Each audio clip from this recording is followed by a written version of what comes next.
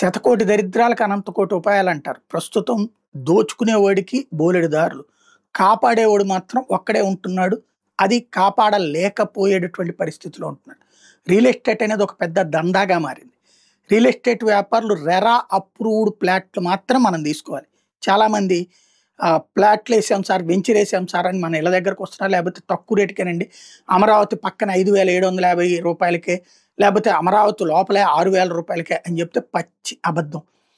అసలు విపరీతమైన అబద్ధాలతో పెంచే బ్రోచర్లు వేస్తున్నారు. రాష్ట్ర ప్రభుత్వం కానీ కేంద్ర ప్రభుత్వం కానీ తప్పుడు ప్రచారంతో, అంటే అదిగో అక్కడ ఎయిర్పోర్ట్ వస్తుంది, ఇక్కడ అదొచ్చేస్తుంది, ఇట్లాంటి అబద్ధాలతో తప్పుడు ప్రచారాలతో చేసేటటువంటి వాటి మీద కేసులు పెట్టాలి.